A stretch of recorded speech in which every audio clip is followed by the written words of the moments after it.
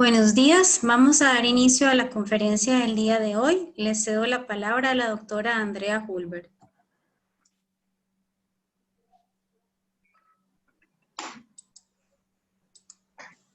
Doña Andrea, su micrófono. Discúlpenme. Muy buenos días a todos y muy buenas tardes también a todos los que nos acompañan de todas las partes del mundo, muy especialmente de Latinoamérica. Tenemos un grupo muy nutrido de personas interesadas en esta charla académica. Les habla Andrea Hulbert y les doy la más cordial bienvenida en nombre de la Comisión de Arbitraje y de Métodos de Resolución Alterna de Conflictos de ICC Costa Rica y también en nombre de la sección de ADRs del Ilustre Colegio de Abogados de Madrid. Antes de iniciar, unos pequeños comunicados. Este evento está siendo grabado y podrá ser consultado por ustedes después en el canal de YouTube de ICC Costa Rica y espero que también en el del ICAM. El evento es estrictamente académico, por lo que los comentarios que hagan todos nuestros participantes deben ser considerados de esa manera. Y para todos los participantes, las preguntas se irán poniendo en el chat y al final de las exposiciones, nosotras nos encargaremos de trasladarlas a los expositores. Bienvenidos entonces a la segunda charla académica. Esta vez está dedicada a la mediación como método para resolver los conflictos, que lo vislumbramos como el método por excelencia que en estos momentos de pandemia será la recomendación que pensamos los abogados deberán dar a sus clientes como un método rápido, autocompositivo para entre ellos solucionar los problemas y construir las soluciones con sus contrapartes, para que se les permita continuar en el mercado. En esta primera parte vamos a hablar de acuerdos de mediación y de conciliación. Veremos también mediación en pymes, mediación en empresa familiar, ombudsman organizacional, negociación colaborativa y también vamos a hablar sobre la Convención de Singapur, la ratificación y los obstáculos. Nazaret Romero, mi compañera de aventura y coorganizadora de este evento, te doy la palabra. Sí, buenas tardes, bienvenidos todos en nombre de la sección de ADRs del Ilustre Colegio de Abogados de Madrid, ICAM, y mis copresidentes de la sección, Elena Soleto y Pedro Clarós. El COVID-19, la pandemia, está ocasionando sociedades civiles en transformación. Hoy es una clara amenaza a nuestras libertades, a nuestra vida, si bien también es una oportunidad. Frente a la incertidumbre, es necesario avanzar en reconocer fórmulas ya existentes que permitan abordar los retos que hoy tenemos en perspectiva a fin de fortalecer los lazos económicos, los lazos culturales y jurídicos. El mundo está hoy virtual y tecnológicamente más interaccionado y necesitamos dar a conocer estos mecanismos para crear más prevención, más diálogo constructivo. Nos inspira hoy la primera conferencia internacional sobre diplomacia preventiva en el Mediterráneo, celebrada en 2016 en Casa Mediterráneo, Alicante. Las labores de diplomacia privada, impulsadas desde la sociedad civil, quieren colaborar con la diplomacia estatal. Hoy, en este seminario, es necesario destacar la resolución 2625 de la Asamblea General de Naciones Unidas de 24 de octubre de 1970, que establece los principios básicos de derecho internacional referentes a las relaciones de amistad y a la cooperación entre los estados de conformidad con la Carta de Naciones Unidas en su capítulo 6, artículos 33 a 38. Esta resolución 2625 es importante por sus fuentes como obligaciones erga omnes y destaco el principio de que todos los estados arreglarán sus controversias internacionales por medios pacíficos de tal manera que no se ponga en peligro ni la paz y la seguridad internacionales y tampoco la justicia. Y es básico en derecho internacional la igualdad soberana de los estados, la libre elección de medios, no existe imposición, no existe prioridad en la elección, es una obligación de comportamiento, no de resultado, y la buena fe como objetivo de la solución pacífica. Vamos a ver uno de los procedimientos de tutela heterocompositiva no jurisdiccional, la mediación. Y nos vamos a adentrar en ella en dos partes. Hoy la primera y el 30 de septiembre a las 15:00 hora europea en la segunda. En ambos seminarios analizaremos de la mano de expertos reconocidos en el ámbito internacional y nacional lo que en su artículo 4 la Convención de La Haya de 18 de octubre de 1907 cita como mediador: conciliar pretensiones opuestas y apaciguar resentimientos que puedan haberse producido entre los estados en conflicto. Un minuto más para explicar el enlace de la diplomacia preventiva hoy con el diálogo político con las élites de gobernantes de los estados y el diálogo social con los actores relevantes de la sociedad civil. El apoyo internacional a una mejor gobernanza democrática que consideramos se debe afrontar desde el diálogo intercultural e interreligioso que genere la paz desde la integración regional y la sostenibilidad. La Agenda 2030 de Naciones Unidas, la iniciativa Human Rights Upfront, las reglas de La Haya sobre arbitraje, empresas y derechos humanos en vigor desde diciembre de 2019, creadas desde el Center for International Legal Cooperation, CILC, en La Haya, que toman como inspiración el reglamento de arbitraje CENUDMI y los principios de Naciones Unidas sobre empresas y derechos humanos, establecen unas reglas para resolver las disputas entre empresas, estados, particulares, con un enfoque en derechos humanos y cuyo artículo 56 acoge el uso de la mediación. Todo ello son, en definitiva, nuestra inspiración hoy y el 30 de septiembre próximo para desarrollar estos dos seminarios. Los principios rectores de Naciones Unidas sobre las empresas y derechos humanos constituyen un elemento esencial de un sistema interrelacionado y dinámico de medidas de prevención y reparación. El deber del Estado de brindar protección, ya que constituye la base misma del régimen internacional de derechos humanos. La responsabilidad de las empresas de respetar derechos humanos por tratarse de la expectativa social más elemental en relación con las empresas y el acceso a vías de reparación, porque ni siquiera los esfuerzos mejor coordinados pueden impedir totalmente que se cometan conflictos. Los principios rectores Naciones Unidas son fruto de este diálogo internacional. Acogemos su criterio y razonamiento como base sólida para empresas concienciadas en la esencia de una empresa nacional o transnacional sostenible. Doy paso a nuestra primera panelista, doña Mercedes Tarrazón. Doña Mercedes, buenas tardes, es socia fundadora de Dispute Management, doblemente Fellow del Chartered Institute of Arbitration en arbitraje y mediación y Distinguished Fellow de la International Academy of Mediators, reconocida por Who is Who Legal como mediadora en sus anuarios Mediation de forma ininterrumpida desde su primera edición 2011 a hoy 2020 y como árbitra en diversas ediciones de Who is Who Legal Arbitration, designada por España en la lista de conciliadores CIADI 2020-2026. Estimada Mercedes, buenas tardes, la audiencia es tuya. Hoy te preguntamos, agosto 2020, ¿cuál es el concepto de mediación? ¿Cuál es el alcance de la mediación como mecanismo de resolución de conflictos en disputas internacionales, sean disputas comerciales, sean disputas entre inversor y Estado? Gracias. Muchas gracias, Nazaret, por esta amable invitación, por esta amable presentación.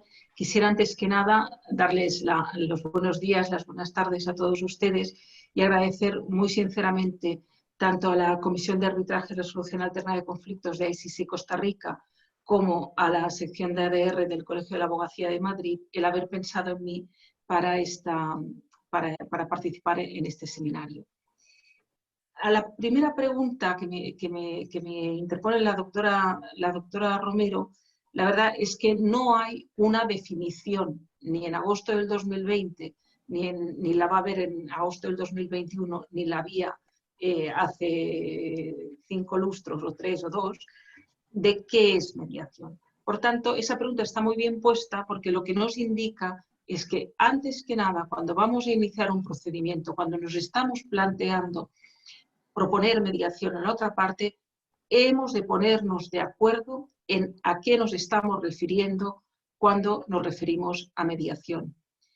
Yo comentaré cómo se entiende esa mediación que vemos que funciona, que leemos que hay tantos casos en el Reino Unido con éxito, que vemos que hay tantos casos en Estados Unidos, esa mediación que en el fondo es la que van intentando los distintos legisladores incorporar en la manera de hacer de sus jurisdicciones para poder, por un lado, descargar los tribunales, las cortes de justicia de asuntos, de expedientes, y a su vez para pacificar o simplificar pacificar la sociedad, simplificar la resolución de los conflictos.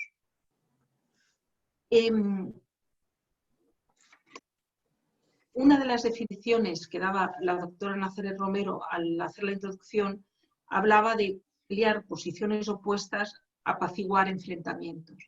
Esa es una idea, un concepto, que es el que quizá históricamente está más arraigado en el rol del mediador, del conciliador, que según las jurisdicciones se utiliza un término u otro. Veremos que cuando yo comente de qué se hace en una mediación para que sea efectiva, no se hace eso, ni la finalidad es esa. Puede que ocurra eso, pero no se hace eso. Creo que eso es importante, porque realmente la idea de ayudar a las partes a llegar a un acuerdo existe de siempre. Incluso en Latinoamérica, no es la única parte del mundo, pero en Latinoamérica, hasta que no hubo una reforma generalizada de las leyes de arbitraje, era muy frecuente que fueran leyes de conciliación y arbitraje, donde se pedía al árbitro, a la árbitra, que hiciera sus mejores esfuerzos para ayudar a las partes a alcanzar un acuerdo, y fijémonos que eso no es lo que hace un árbitro, lo que hace una árbitra, porque el rol del arbitraje es un rol en ese sentido similar al del juez, donde resuelve el asunto desde el derecho y aplica, y esa resolución vincula a las partes y es ejecutable contra ellos. Aquí, cuando hablamos de esa mediación que funciona, hablamos de un procedimiento autocompositivo, donde el rol de la persona mediadora es ayudar a las partes a llegar a un acuerdo, no conciliarlas, porque alcanzarán un acuerdo si en esa negociación facilitada por la tercera persona se van deshaciendo los nudos que existen. Los nudos pueden ser de percepción, pueden ser de comunicación, pueden ser de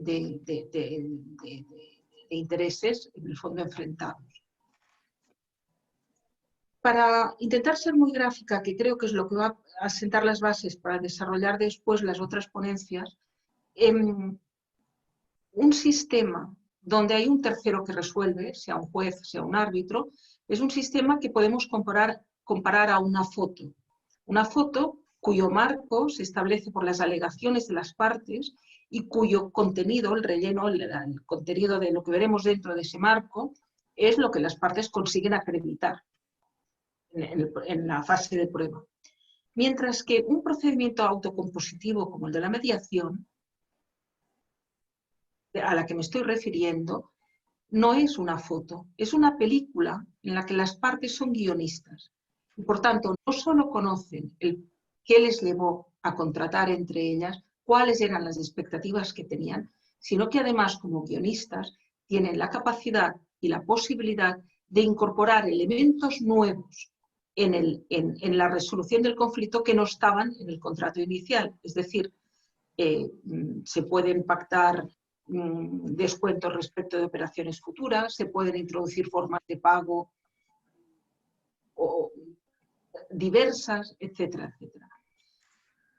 Esto, las partes, de hecho, en cualquier negociación directa lo pueden hacer, negociación A con B. Pero si A y B en esa negociación directa no han conseguido alcanzar un acuerdo, pueden tener la asistencia y la ayuda de alguien que facilite esa negociación, que será ese mediador, esa mediadora, que ayude a estructurar la negociación, que ayude a agilizar la comunicación. ¿Y cómo lo hará? Claro, lo hará teniendo muy a menudo, cuando es la mediación que funciona, es la mediación donde hay la posibilidad de tener sesiones privadas con cada parte. Estas sesiones privadas no hay que verlas, o sea, hay que ponerlas en el contexto de alguien que no va a tomar la decisión por las partes.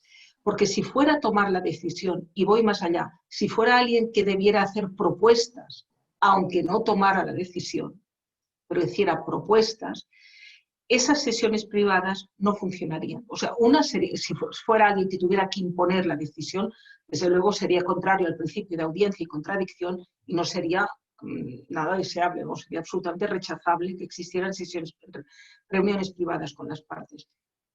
Pero si es alguien que ha de proponer una solución, aunque no la imponga, la pueda proponer, esas sesiones privadas van a perder eficacia, porque las partes no van a comunicar, no van a hablar con la misma apertura, con la misma tranquilidad de que allí pueden comentar lo que sea sin que eso después pueda ir en su contra. Claro, y es precisamente el uso de esas sesiones privadas donde se articula una asimetría de la información que no conculca nada. El término asimetría de la información, y yo imagino que la mayor parte de nuestra audiencia son juristas, nos genera de entrada como un repelús, nos parece que es algo contrario a... No. A ver, la asimetría de la información existe en toda circunstancia. Cuando yo entro en un comercio interesada por un producto que veo que está rebajado, porque me dicen que está rebajado, yo me creo que está rebajado, pero realmente el margen que tiene el comercio no es algo que yo conozca. Es decir, la asimetría de la información existe siempre, pero esta asimetría llevada a la práctica puede, articulada por el rol de una persona mediadora que ayude a las partes a llegar a un acuerdo, puede facilitar, y facilita de hecho el alcanzar, que las partes puedan alcanzar acuerdos. Por tanto, la mediación a la que nos referimos hoy en día como un procedimiento autocompositivo que da resultados y que permite a las partes alcanzar acuerdos de una manera estadísticamente alta, que es lo que ocurre en estas jurisdicciones donde estos procedimientos se han generalizado, es realmente un proceso y unas técnicas, un proceso que debe llevar la persona mediadora y unas técnicas que aplica. Cuando esto, como procedimiento de resolución autocompositivo de conflictos, se pone en marcha, se puede poner en marcha en cualquier contexto. Creo que hoy oiremos hablar del conflicto en la empresa familiar, oiremos hablar del conflicto en las pymes, pero también, como me preguntaba la doctora Nazaret Romero, en los conflictos internacionales. Evidentemente hay un escalado de complejidad, porque en esas diferencias que yo comentaba antes, que pueden haber nudos de percepción, nudos de comunicación. Pensemos que el idioma, incluso el mismo idioma, el mismo español que utilizamos en muchos países, tiene usos distintos. Y muchas veces hay que preguntar a qué le llaman ustedes americana, como lo he oído yo muchas veces, que me lo pregunten. En España, la americana es el saco de los caballeros. Entonces, es decir, hay temas de comunicación y hay temas culturales de percepción de lo que se hace y no se hace en distintos países.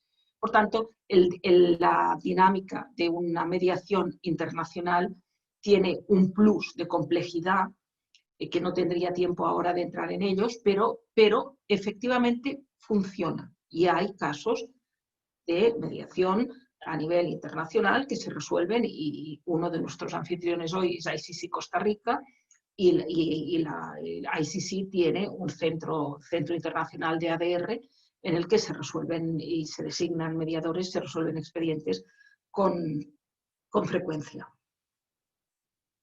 ¿Qué tipo de controversias pueden someterse a mediación? Mientras las partes lo pacten, cualquier tipo de controversia que no tenga, que sea disponible, que sean materias disponibles. En el ámbito empresarial esto es generalizado. También es posible la mediación, siempre vuelvo a decir, que las partes lo pacten, que surja de contrato, o cada vez más lo vemos en tratados bilaterales de inversión. También es posible la mediación en asuntos entre inversor y Estado. Y los cito también porque estamos hablando de asuntos de unas cuantías económicas muy, muy, muy grandes. A veces se tiende a pensar que la mediación es para asuntos pequeños, y la mediación bien aplicada es para todo tipo de asuntos, con independencia de la cuantía. Herman Knott, que tomará la palabra después de mí y tendré el gusto de introducirle, hará referencias al convenio de Singapur. Por tanto, estaremos ya viendo un contexto de la mediación internacional. No tendremos, no sé cuánto más, si habrá ocasión de comentarlo con mayor detalle a lo largo de hoy o a lo largo de la siguiente sesión que está convocado para el 30 de septiembre, pero existen también mecanismos de mediación por ejemplo, en el CIADI, que es el Centro Internacional de Resolución de Disputas del Banco Mundial, y que tiene listas de conciliadores y está trabajando en tener un nuevo reglamento de mediación, y existen ejemplos de asuntos de inversor-Estado resueltos con mediación y resueltos con éxito. Yo quisiera utilizar mis últimos 30 segundos en citar uno de ellos, que además, como es público, porque la mediación suele ser confidencial y no se comentan nunca los casos, pero como el Estado de República Dominicana lo hizo público, lo puedo citar. Y creo que es una nota positiva para demostrar no solo el funcionamiento de la mediación, sino el buen funcionamiento de la mediación en América Latina. Esto era es el proyecto de una central termoeléctrica de Punta Catalina, en República Dominicana. Era el Estado de República Dominicana con un consorcio en el cual de las 3 empresas, 2 eran latinoamericanas, y el asunto, que era un expediente de mediación de la CCI, y en el que yo fui la mediadora, se cerró con éxito. Y eso permitió que en 3 meses y medio, desde que me contactaron las partes hasta que cerramos el acuerdo, se resolviera todo el asunto, se pudiera llevar a cabo terminar la ingente obra de la central termoeléctrica y ponerla en marcha con unos niveles de eficiencia en tiempos y costes muy grandes. Con esto yo termino mi primera intervención y doy la palabra, como he anunciado, a Herman Knott. Herman es abogado admitido en los colegios de Alemania y del Estado de Nueva York, es socio del bufete jurídico y fiscal Andersen y está especializado con una experiencia de largos años en derecho de adquisiciones y fusiones transfronterizas con todas las disputas y complejidad negocial que ese tipo de expedientes pueden generar. Gracias, Mercedes. Estimado Germán, para darte la palabra, la pregunta que quisiéramos que nos respondas el día de hoy va más que todo dirigida a cómo se ve desde allá, en Alemania, la Convención de Singapur, los temas de ratificación, obstáculos que se puedan ver, y también cómo la miras enfrente del tema específico de títulos ejecutivos si nos diera el tiempo. Gracias, Germán. Tienes que abrir el micrófono. Mi disculpe, muchas gracias, Andrea. Buen día y buenas tardes a todos. Herman Knott, mi nombre, y voy a continuar en inglés porque es más fácil exprimirse, pero entiendo todo lo que es dicho en español, y entonces es un gran placer y honor de seguir este seminario.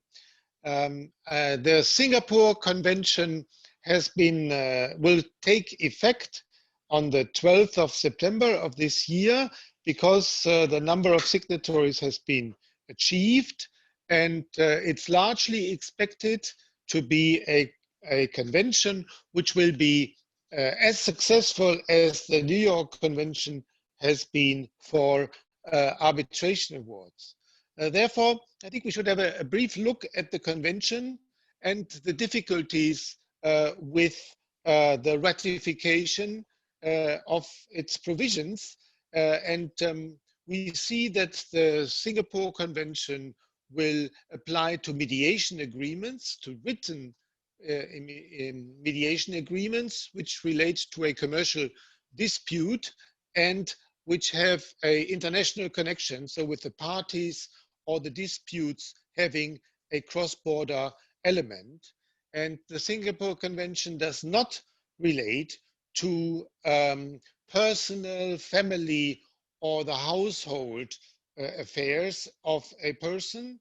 and it does not apply, of course, to judicial settlements which have been reached, or it does, of course, not to apply to also to consensual awards in arbitration agreements, which also is an interesting instrument to realize settlements and mediation agreements between the parties. So what the Singapore Convention, the core provision of the Singapore Convention is Article 3, which obliges the parties to enforce a written mediation agreements according to the national rules of procedural law. Now, what does this mean? Does this mean that the fact that the settlement agreement, the mediation agreement is enforceable is already acknowledged, or and then only the procedural form of enforcing the settlement, the mediation agreement is then performed, produced under the national procedural laws? Or does it mean that there is a kind of a substantive application, whether the settlement agreement as is concluded between the parties to the settlement is an enforceable instrument under the procedural laws of the state, of the jurisdiction in which the enforcement is being sought? So this is a basic question, because under German law, as we'll explain, and many other procedural laws, we will see that there is only a limited number of instruments which may be enforced.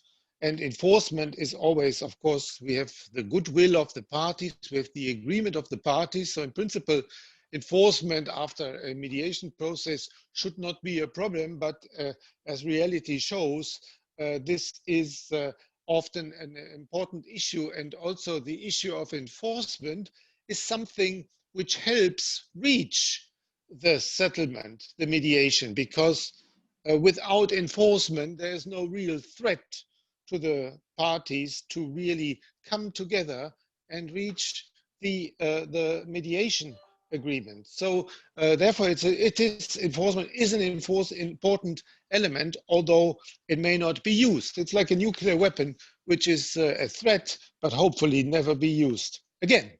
So therefore, it is the understanding which I would take, and of course, it's very open to our debates. We are in a scientific context, and therefore results are also the product of discussion and reflection. My understanding to make the convention most effective is the way that the enforceability of the instrument is not checked again in the jurisdiction of enforcement, but is sort of transferred from the jurisdiction where the mediation agreement has been reached. But of course, this is debatable, and there's a similar issue under the European Mediation Directive, number 805 of 2004, and the mediation regulation of 2004. And Germany, in implementing, in applying this regulation and the directive, has taken the position that only the enforceable instruments under German law, which I'll describe in a minute to show the limited ambit, the limited scope of application, is relevant in this context, which means that only those instruments, and a written instrument is not per se an enforceable instrument under German law, may be enforced. So both under the mediation directive and in the discussion about the ratification of the Singapore Convention, we are experiencing limitations of those documents which may be enforced. Just a brief word about these limitations in terms of enforcement. So we have the procedural settlements. Of course, for this, the convention does not apply, as we have seen.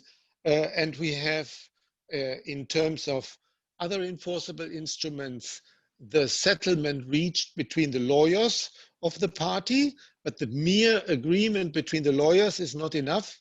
It needs to be declared enforceable by the competent court.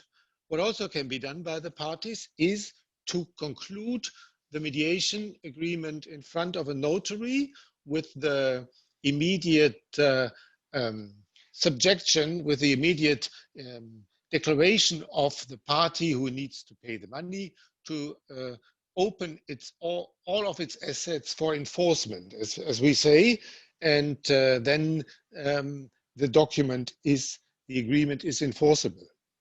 And it's interesting that in Germany, when the mediation directive was implemented in 2010, there was a big discussion whether written instruments, simple written instruments, should be enforceable, and it was rejected at the time, and a specific provision providing for this was not accepted. So we see this limited enforceability of settlement agreements is already subject of discussion in Germany and in other countries as well. And we have now the same discussion with regard to the Singapore Convention.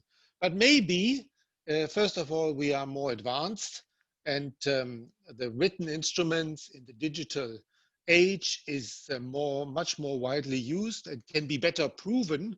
The biggest concern is what is the quality of proof a simple written instrument has without the declaration of enforcement by a judge or a notary.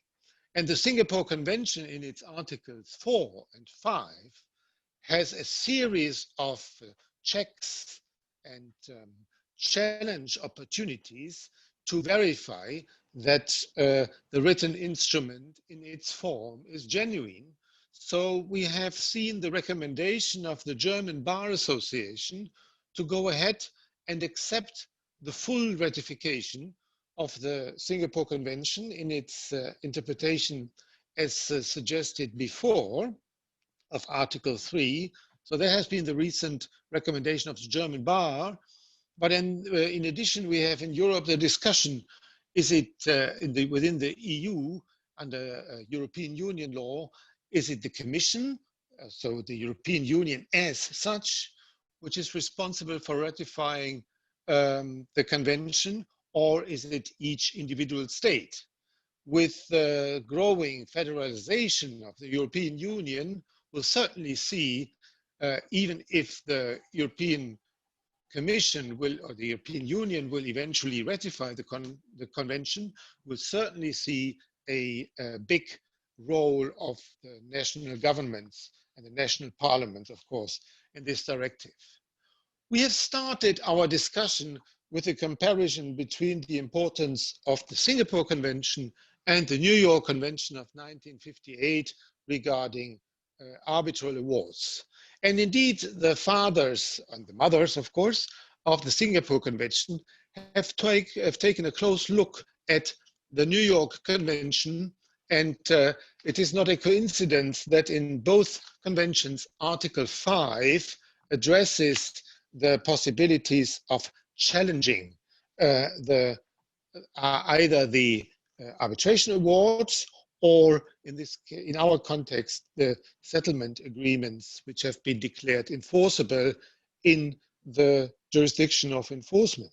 And we see a lot of similarities. Of course, you cannot compare apple with peas, because an arbitration award and a mediation agreement are similar animals. And of course, the Articles 5 take account of the dissimilar elements, but basically they want to create the same ambit of protection of the product, in this case, the settlement award, against challenges, or allow challenges, if you look at it from the other side, against the settlement agreements. So in total, I would say that although we have only tiny states, I think it's Singapore, one Middle Eastern state, and the Fiji Islands, which so far have ratified the convention, but maybe it's better to start small and grow big than the other way around. So I would say, from analyzing the Singapore Convention and looking at the similar structure to the New York Convention and the growing importance of mediation, as we'll discuss this afternoon or evening, this morning or evening in this seminar, all this taken together will give the Singapore Convention a great potential for a widespread recognition across the world, which will help our cause for advancing mediation in the right kinds of disputes very much. Thank you. Thank you very much. And I would like then to introduce Jacopo Ortiz, who is a very important responsible for the Ombudsman responsibility. He is Director General of the Habitus by Scott's Work and General Counsel of the Center of European Ombudsman organizations. And he will therefore be very interested to lead us in this direction. He's also spokesman for the Association of the Derecho Corporativo, the corporate law of Madrid, and is an expert in ADR with special dedication to negotiations and the figure of ombudsman. Thank you very much. Muchísimas gracias, don Herman Knott. Muchísimas gracias, don Jacobo Ducay, como director general de Habitus by Scott Ward y consejero del Centro Europeo del Ombudsman Organizacional y vocal de la Junta Directiva, como nos ha dicho Herman Knott, de la Asociación de Derecho Colaborativo de Madrid, experto en ADRs, y la figura del Ombudsman organizacional como herramienta para difundir e introducir la cultura de la prevención y gestión pacífica de conflictos en las organizaciones. ¿Qué nos puedes decir? Y tal vez hablar de la negociación colaborativa como base de la gestión de los conflictos. La audiencia es tuya. Muchísimas gracias por estar. Muchas gracias, Nazaret y compañeros panelistas. Pues es muy curioso, ¿no? Porque estamos hablando de la mediación y de difundir, ¿no? Y de alguna manera nos interesa a todos de que se extienda y se normalice su utilización por las organizaciones. Y yo veo a la figura del ombudsman, que es una gran desconocida, y por eso agradezco la oportunidad que me dais de en este foro poder hablar de la misma. Veo al ombudsman organizacional como una oportunidad de cambiar internamente las culturas de las organizaciones, porque al final una organización tiene que ser coherente. Es decir, si internamente resuelve los conflictos de forma diferente a como lo hace externamente, es un contrasentido. Entonces, si una organización se dota de un mecanismo para inicialmente todos los conflictos que ocurran dentro de la misma, en resolverlos de forma no adversarial, de forma heterocompositiva, en recurso a la mediación, pues más fácil será que cuando tenga los conflictos con otras organizaciones haga uso de la mediación. Además, porque ya será un conocedor de primera mano de la efectividad de esa herramienta. Entonces, por eso quería aprovechar esta oportunidad para hablar un poco de la figura del ombudsman organizacional, ¿no? Porque muchas veces es, como decía antes, una desconocida. El ombudsman, aunque haga referencia, o sea, puede sonar, ¿no?, a ombudsman, hombre en inglés, no es tal cosa, es una palabra de origen sueco que hace referencia a representante, ¿no? Y hay diferentes tipos de ombudsman. Está el ombudsman que puede hacerme referencia al defensor del pueblo, ¿no? Pero yo voy a hacer referencia a un ombudsman específico, que es el organizacional, que es un ombudsman que se encuentra dentro de las organizaciones. A nivel general, ¿no?, y de una definición muy, muy sencilla, es un recurso interno de una organización que ayuda a facilitar la resolución, y esto es importante, de manera informal, de todas las preocupaciones, problemas y conflictos de los empleados de la dirección y a veces incluso de clientes externos a la propia organización a la que sirve. Porque la realidad es que todas las organizaciones tienen conflictos internamente, sobre todo, ¿no? de un tipo u otro.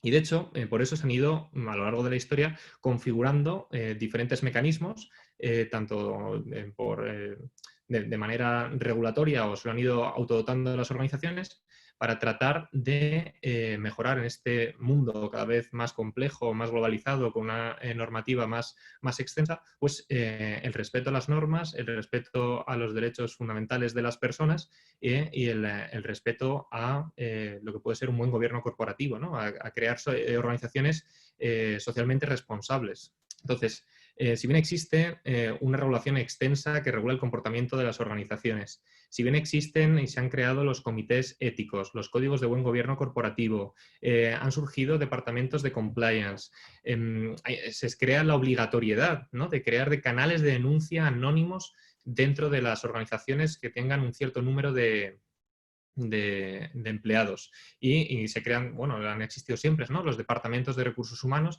a los que cada vez se dotan de más funciones enfocadas sobre todo a la mejora de la experiencia del empleado, ¿no? A tratarle mejor.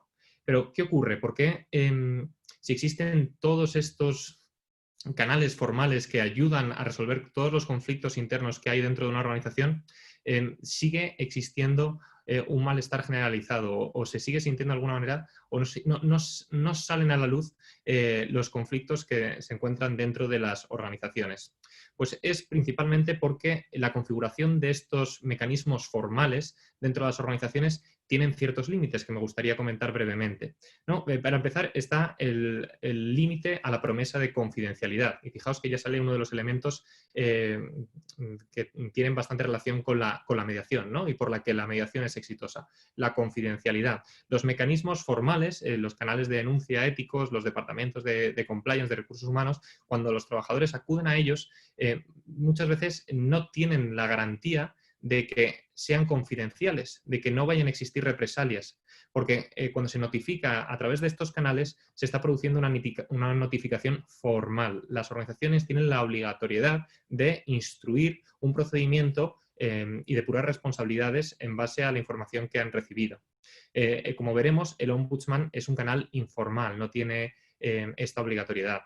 Además, existe el miedo a las represalias, es decir, oye, un trabajador, un empleado cuando pone de manifiesto una preocupación suya o es consciente de que hay algún compañero o que la organización en sí misma está haciendo algo que no es del todo lícito, es ilegal o manifiestamente ilegal, muchas veces no levanta la mano, no dice nada. ¿Por qué? Porque sabe que si lo hace a través de estos canales formales se va a iniciar esta investigación y se va a descubrir que ha sido él quien ha puesto de manifiesto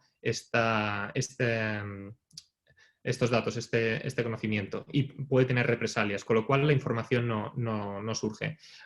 Además, si se crean programas muy estrictos, ¿no? de política cero contra la corrupción, de tolerancia cero contra el acoso, contra el abuso, contra cualquier tipo de mobbing, también los propios trabajadores tienen miedo muchas veces de hacer una montaña de un grano de arena. Es decir, oye, tengo una duda, no sé si esto que está pasando es verdaderamente un problema, a ver si voy a crear un problema más gordo de lo que es, pero como estos canales son formales y van seguidos de una investigación formal, no se utilizan por miedo precisamente a estar creando ese problema más grande, sin poder siquiera consultarlo, ¿no? Y también tienen miedo a perder el control de la situación, a decir, oye, a lo mejor yo después de hablar o de iniciar el procedimiento me quiero retirar o quiero que esto no siga, pero ya una vez que se ha vertido a la organización han perdido el control. Pues bien, por eso surge la figura del Ombudsman, un poco para paliar todos los defectos, pero no son defectos por mala praxis, sino defectos por la propia configuración de estos canales formales de la organización. Entonces, ¿cuáles son las características principales de una oficina de Ombudsman? Que es confidencial, es neutral, es independiente y es informal. Informal en el sentido en el que no guarda ningún tipo de récord ni de informes. Cuando se visita al Ombudsman, el Ombudsman guarda confidencialidad de toda aquella información que le ha transmitido el visitante y no guarda ningún tipo de registro. Es independiente y neutral, no tiene intereses, por así decirlo, para con la organización ni para con el empleado. es neutral, es independiente al tren ejecutivo de la organización. Tendría, por así decirlo, un estatus parecido al que podría ser el de un auditor externo. La confidencialidad del ombudsman no tiene límites, ¿no? Se pacta el estatuto y la confidencialidad de la información que se vierte al ombudsman no se quebranta nunca, lo cual no quiere decir que no se haga uso de esa información. El ombudsman lo que va a hacer es coger esta información que va a salir, que va a ver la luz, que de otra forma no lo haría, y la va a elevar a la dirección de la organización, ayudándole a tomar decisiones que puedan evitar un conflicto mayor en una etapa temprana. Pero lo va a hacer siempre respetando el anonimato del visitante, ¿no? De la persona que ha dado la información al ombudsman. Además, el ombudsman, como he dicho anteriormente, va a intervenir y va a hacer una intervención tendente a empoderar al empleado para que, en primer lugar, sea él con la empresa el que resuelva el conflicto. En la medida en la que necesite más ayuda, va a ir incrementando progresivamente el nivel de ayuda. Puede primero hacer un entrenamiento, una especie de coaching para tener una conversación difícil, puede hacer una mediación sutil entre ambas partes, puede hacer una mediación más estructurada o puede incluso derivar a un panel exterior de mediadores el conflicto, o puede coger esta información y elevarla a las instancias de la organización donde se pueda hacer algo al respecto. Al final, lo que está haciendo el ombudsman es prestar un servicio tanto a la organización como a los trabajadores. Desde un ombudsman existe una organización porque la dirección de esa organización ha dotado a la organización con esta figura. Lo que le está diciendo a los trabajadores es: me importáis, los problemas que hay dentro de la organización son importantes para mí y estoy poniendo una oreja gigante, que es el ombudsman, para escucharlos, y que es un experto en gestión de conflictos y en mediación para resolverlos de forma colaborativa, ¿no? Y empoderando siempre a las partes en el conflicto. Y para la organización supone datos y análisis de tendencias, alertas tempranas en áreas problemáticas, cohesión del sistema de gestión de conflictos, porque derivan muchos de estos conflictos. Lo que hace el ombudsman es derivarlos a los canales formales. Los deriva legal, los deriva a compliance, los deriva a recursos humanos. Va haciendo que surja a la luz esta problemática que de otra forma no saldría, y lo va derivando a los diferentes canales. Y al final es que el funcionamiento, ¿no?, y la efectividad del ombudsman, la lógica que tiene detrás es aplastante. Básicamente parte de la base de que las personas comparten sus preocupaciones y abordan el conflicto cuando se sienten seguras y en control de su problema. Entonces, ¿qué hay que hacer? Crear espacios con estas características, que es lo que hace el ombudsman, ¿no? Entonces, cuando surgen las inquietudes, una organización puede trabajar para abordarlas de manera segura y proactiva. Los ombudsman, las oficinas de ombudsman, son gestores de conflictos y son, en la inmensa mayoría, yo diría que casi el 100% de ellos, son mediadores y utilizan las herramientas de mediación para resolver estos problemas. Y cuando se solventan los problemas de una organización, aumenta la productividad, se reduce la rotación, todo lo cual mejora la salud y las ganancias de la misma, ¿no? Y de hecho hay estudios de organizaciones independientes que demuestran que el retorno de la inversión en una oficina del ombudsman ronda las 14 veces, ¿no? Se multiplica por 14 la inversión en una figura de ombudsman. Y por terminar, decir que la mayoría de organismos multilaterales utilizan la oficina de ombudsman, Naciones Unidas, el Banco Mundial, por poner algunos ejemplos, y de hecho la sección de resolución de disputas de la American Bar Association, ¿no?, ha reconocido el ombudsman como una figura valiosa para la resolución alternativa de las disputas, ¿no? Y ya desde 1969, tengo el dato aquí, ha emitido ya 5 resoluciones que alientan a un mayor uso y a un desarrollo de programas de ombudsman dentro de las organizaciones, ¿no? ¿Por qué? Porque potencia la gestión alternativa de conflictos y va cambiando la cultura de la organización. Y esto sería. Y no sé cómo voy de tiempo, Nazaret, por dar alguna nota de la negociación colaborativa. Puedes, 2 minutos severos. Gracias. Brevemente. Simplemente, también les comentaba al principio que me quería hacer también énfasis porque la negociación muchas veces se pasa por encima, ¿no? La importancia en formarse en negociación y en negociación colaborativa específicamente, porque facilita muchísimo la comodidad desde el punto de vista de los letrados de la participación en un proceso de mediación. el conocer exactamente, porque la mediación, desde mi punto de vista, el mediador, la labor del mediador es suplir, por así decirlo, las carencias de habilidades negociadoras de las partes, precisamente por estar en conflicto. Entonces, va creando un proceso, ¿no?, en el cual va siguiendo las pautas que las partes deberían de llegar por sí mismas para llegar a un acuerdo.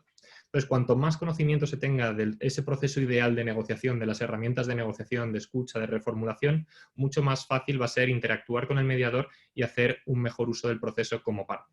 Por eso recalcar que otra forma también de potenciar el uso de la mediación es la formación en negociación colaborativa.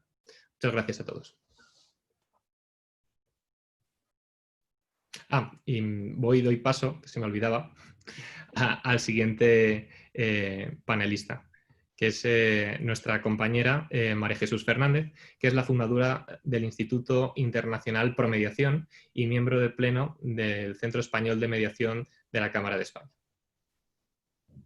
Gracias, Jacobo. Bienvenida, María Jesús. Es un honor tenerte aquí con nosotros. Y para ti tenemos las siguientes preguntas. ¿Cómo ves la mediación en las pequeñas y las medianas empresas en estos días de pandemia? Y también nos encantaría que nos puedas informar un poquito sobre el reciente nacimiento del Centro Español de Mediación de la Cámara de España. María Jesús, tienes la palabra. Vale, muchísimas gracias, Nazaret y Andrea, y a vuestras respectivas instituciones. Y también saludar a todos los panelistas y a todas las personas que nos están escuchando. Bien, pues voy a hablaros de la mediación en la pequeña y mediana empresa, fundamentalmente la mediación de la empresa familiar. Simplemente porque desde el Instituto Internacional Promediación nos hemos ido especializando en este tipo de mediación, que no es ni mediación familiar ni mediación empresarial, sino que tiene unas características propias bueno, pues del entramado de lo que es la empresa familiar, ¿no? Donde se juntan los negocios con la familia y, bueno, pues imaginaros los conflictos que pueden surgir de ahí, ¿no? Es importante comentar también que cuando hablamos de pequeña y mediana empresa, un gran porcentaje de pequeña y mediana empresa son empresas familiares, con lo cual lo que diga para la mediación de empresa familiar sirve igualmente para la pequeña y mediana empresa. También deciros que desde el Instituto Internacional Promediación hemos hecho mediaciones tanto nacionales, aquí en España, de empresa familiar, como también internacionales. Las características, los principios son los mismos, la confidencialidad, la voluntariedad, las ventajas, la rapidez, la economía, es exactamente lo mismo. Algunas peculiaridades cuando haces una mediación internacional con empresas familiares, bueno, pues son el conocimiento, para mí siempre es importante, de la cultura, ¿no? de la empresa, de las empresas con las que haces la mediación. Esto lo señalo porque para mí es muy importante tenerlo en cuenta. No se puede hacer el mismo tipo de mediación en función de que estás en un país o en otro. Tienes que estar a la cultura de cada país. Y esto, bueno, es importante. No me voy a adentrar mucho porque tenemos poco tiempo. En cuanto a la mediación empresarial, pues sabéis, ¿no? Todos sabéis que puede ser interempresarial entre empresas o intraempresarial, ¿no? Interempresarial es básicamente la mediación de Harvard que todos conocemos, la mediación por intereses, y la mediación intraempresarial, digamos que tiene más componentes, porque son los conflictos internos de las organizaciones empresariales. Y ahí entra los conflictos entre el personal laboral, conflictos con clientes, conflictos con proveedores. Aquí entraría la mediación de empresa familiar, es una mediación intraempresarial. Aunque, como he dicho, también puede haber mediaciones entre empresas diferentes. Y también comentar otro aspecto importante, el aspecto preventivo, hablando de la diplomacia preventiva de este seminario, la importancia de la mediación preventiva en la empresa familiar. Fundamental porque en la empresa familiar nos vamos a encontrar con muchos conflictos latentes, todavía no se han manifestado. Se manifiestan cuando el fundador, digo fundador, el masculino, porque en mi caso el 100% de las mediaciones que he realizado ha sido un varón, la persona fundadora, bueno, pues mientras que esta persona está operativa, digamos, los conflictos están latentes, empiezan a cocerse, digamos, ¿no? Y es cuando esa persona se retira, bien por jubilación, por fallecimiento, cuando estos conflictos que eran latentes se empiezan a manifestar. Y entonces, pues, en un porcentaje muy alto, como vamos a ver, las empresas familiares desaparecen. Es muy difícil que pasen a la segunda generación, bueno, pasan en un 30%, a la tercera ya es mucho más complicado. Una vez que pasan a la tercera y sus siguientes generaciones, ya es una empresa, ya son conflictos empresariales normales. Ya no está ese aspecto afectivo familiar que tan complicada hace la mediación en la empresa familiar. También decir que la mediación en la empresa familiar tenemos que tener en cuenta que hay 3 etapas, porque en función de cada etapa va a haber unas características, va a haber unos conflictos y vamos a tener que hacer la mediación de una u otra manera, o bien comediar, pues, si es que hacemos comediación, yo soy partidaria de la comediación en la empresa familiar, pues con un perfil u otro perfil. En función de estas etapas que os voy a decir, sería la primera, la etapa de la fundación, donde el fundador da prioridad a la empresa, incluso por encima de la familia, aunque nos parezca mentira, pero es así en varias ocasiones. Es una dedicación plena del fundador a la empresa y una dedicación también plena que exige esa persona a los miembros de la familia. El perfil de la persona fundadora es normalmente, en un porcentaje alto, hombre, son personas inteligentes, con visión de futuro, ingeniosas, con una capacidad de trabajo impresionante, son personas controladoras. En esta etapa se prefiere la acción a la planificación. Imaginaros que la empresa está surgiendo, entonces es una acción continua y se deja de lado la planificación. Esto va a traer conflictos en el futuro, esta falta de planificación. Lo que pasa es que mientras que el fundador lo maneje, él controla todo. La cosa es que cuando él ya no está, ¿cómo se controla todo eso? Que para él era fácil. Y se centra más en los resultados a corto plazo. Ese digamos que es, en estos momentos, pues la mayor parte de las mediaciones que estamos realizando están en esta etapa, en esta primera etapa, y también en la segunda etapa. La segunda etapa es la etapa de asociación de hermanos. Aquí ya empieza a cambiar el orden de valores y se empieza a dar más prioridad a la familia. Los hijos de ese fundador empiezan a ver que, bueno, que ellos quieren estar más con sus hijos, que no tienen por qué estar tantas horas, que no tienen que vivir por y para la empresa. Hay más formación. Estos hijos ya se han formado. El fundador puede estar presente en la empresa. Yo siempre hablo del paseíto, que voy a ver a los niños, a ver qué pasa por ahí. Esto también es origen de varios conflictos, porque nunca, no terminan de dejar solo al nuevo líder que en un alto porcentaje también ha elegido él, a dedo, y que suele ser también el varón, independientemente de su capacidad, de su valía o de su educación. Entonces, fijaros que todo esto es, digamos, lo que de ahí vienen luego los conflictos futuros que va a tener la empresa familiar. Cuando el fundador ya no está, estos conflictos, como he dicho antes, se manifiestan entre los hermanos. Y hay una combinación de tradición y de cambio a la modernización. Entonces, esas luchas, pues también de ahí pueden resultar los conflictos. Y luego hay una tercera etapa que es de colaboración, normalmente ya entre primos.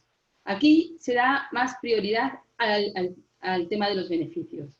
Y ya empieza a haber mayor profesionalización. Y también se da entrada a los directivos externos. Fijaros que las empresas que logran pasar a esta tercera etapa, ya, bueno, pues como he dicho antes, tendrán los problemas o los obstáculos de cualquier empresa. Pero la dificultad, desde el punto de vista de la mediación, la encontramos en la primera y la segunda etapa. En la primera etapa, porque el mediador, como el fundador, como he dicho, es una persona muy controladora, es muy difícil entrar a hacer una mediación en una empresa familiar. Realmente las empresas familiares tienen una necesidad. No hay alternativa para ellas. No hay alternativa. Si se van a juicio, no solo desaparece la empresa, que digamos es el sustento de toda la familia, sino que desaparecen también las relaciones familiares. De ahí, pues bueno, la complicación. Y ya bueno, pues en esta etapa de primos, como he dicho, es mucho más fácil porque son mediaciones puramente mercantiles. De hecho, cuando hablaba antes de comediación, así como las primeras etapas, si hacemos comediación, pues vamos personas tanto formadas en derecho, creo que es importante en la empresa familiar estar formada en derecho o tener conocimientos, como también en aspectos psicosociales, porque hay muchas emociones. Se precisa muchísima escucha activa, hay mucho respeto, por no decir miedo, a la figura del fundador por parte de la familia o de los trabajadores. Entonces, bueno, es un tema muy psicológico. Mientras que ya, según vamos avanzando de etapas, pues vienen a ser más mediaciones mercantiles. Y pues para comediar, pues perfectamente pueden ser personas que vengan del mundo de la economía, del mercantil, etcétera. En España, por ejemplo, la importancia que tiene la mediación de la empresa familiar es porque el 85% de las empresas son empresas familiares.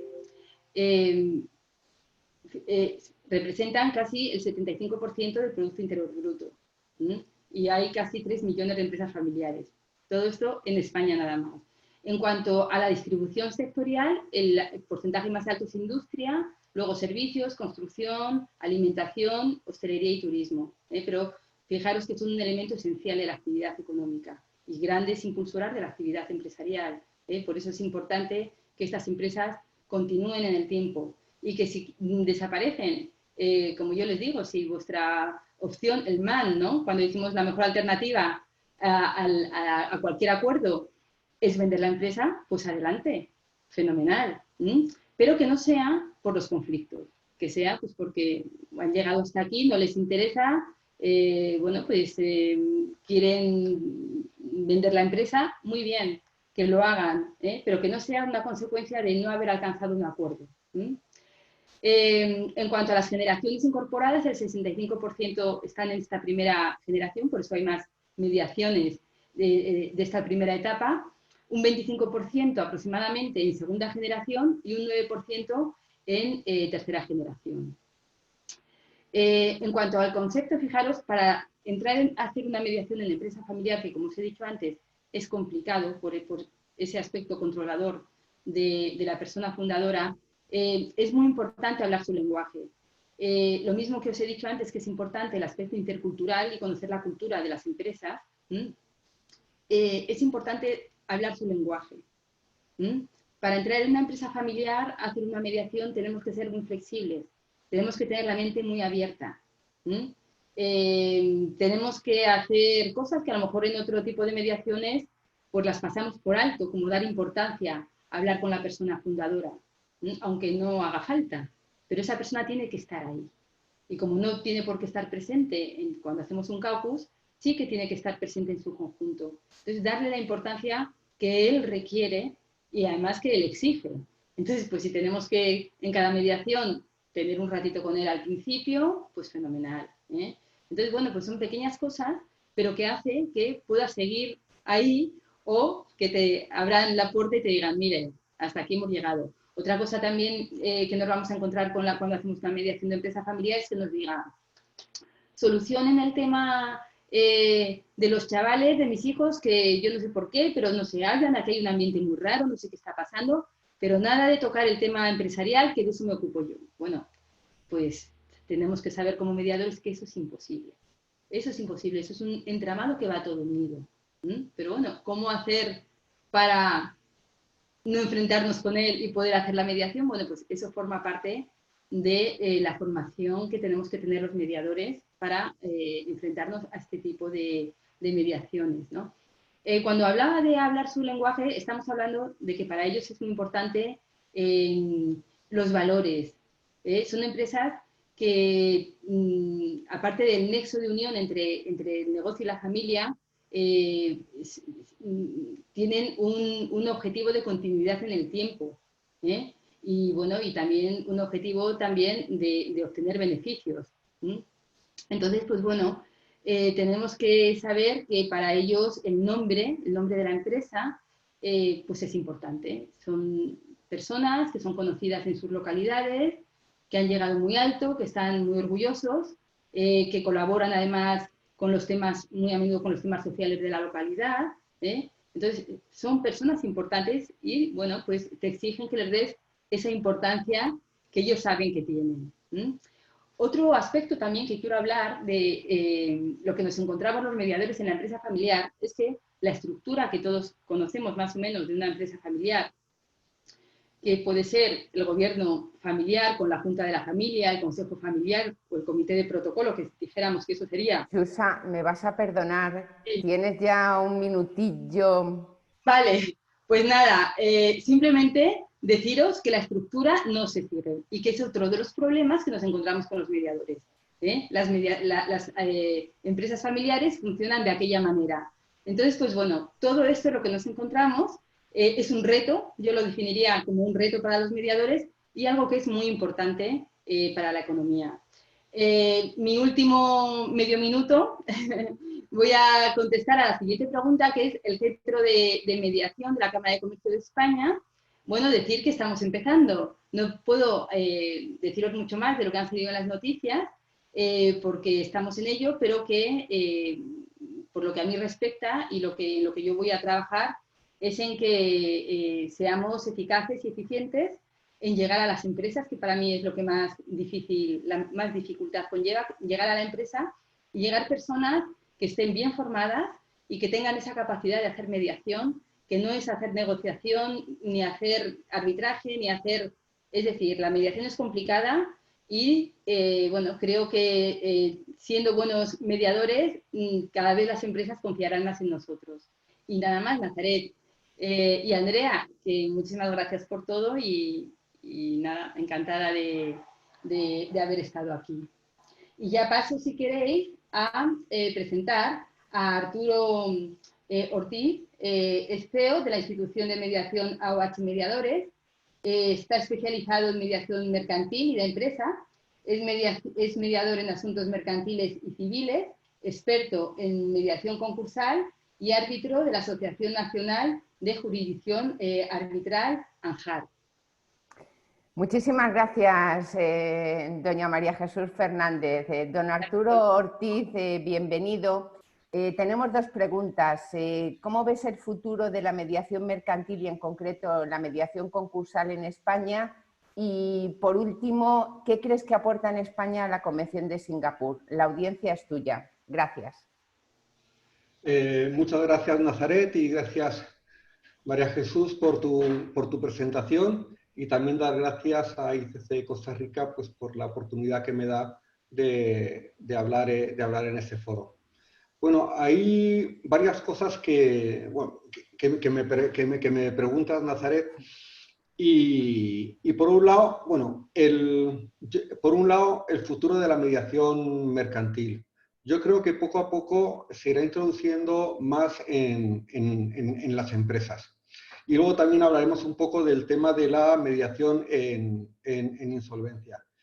Y creo que esa mayor introducción en las empresas, que ahora es poco utilizado también muchas veces por la falta de confianza de los asesores de las empresas en el procedimiento de mediación, de alguna manera la Convención de Singapur y también, para mí, igual de importante o más, la ley modelo, que también de mediación, que se aprobó en Singapur, nos da un marco muy interesante para la mediación mercantil. Por un lado, para mí el elemento fundamental es la seguridad. Es decir, nos da a las instituciones como la que dirijo, que nos dedicamos a la mediación mercantil y también estamos realizando mediación internacional, pues establece una serie de definiciones que nos dan seguridades a la hora de trabajar. Por un lado, lo que es la Convención de Singapur propiamente dicha, pues nos facilita una cuestión muy importante, que es la ejecución del acuerdo de mediación. Si bien es cierto que en mediación, cuando el conflicto se soluciona a través de la mediación, el porcentaje de ejecución del acuerdo es muy amplio. Aquí en España, por ejemplo, los datos que tenemos, mientras que el éxito de la ejecución jurisdiccional o judicial ronda el 50 o el 60%, en el éxito del cumplimiento de los acuerdos de mediación, pues ronda aproximadamente un 80 o un 85%. ¿Qué pasa? Que en ese 15% los letrados y los asesores de las empresas necesitan seguridades. Y eso es lo que nos va a aportar la Convención de Singapur cuando estamos interviniendo en conflictos internacionales. Nos va a dar un marco de ejecución de los acuerdos. Y además pretende eliminar trabas para la ejecución de los acuerdos.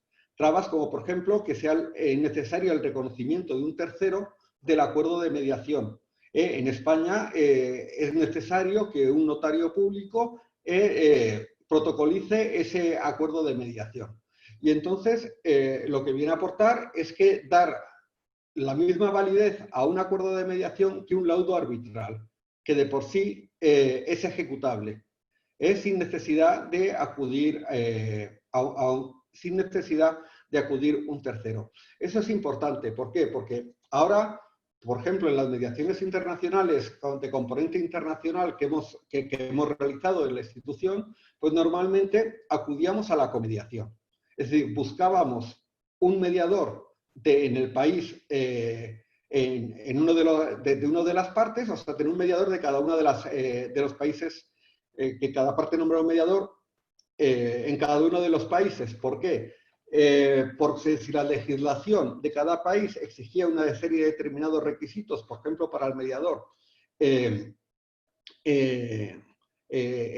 España, pues tiene que tener una serie de formación e incluso facilita que esté inscrito en un registro público, pues la intervención de un mediador nacional del país donde se debe ejecutar el acuerdo, cumplir el acuerdo, pues facilitaba el cumplimiento de las tareas legales, o sea, facilitaba acudir a la ejecución cumpliendo las formalidades que en ese país requería el acuerdo de mediación para ser ejecutado.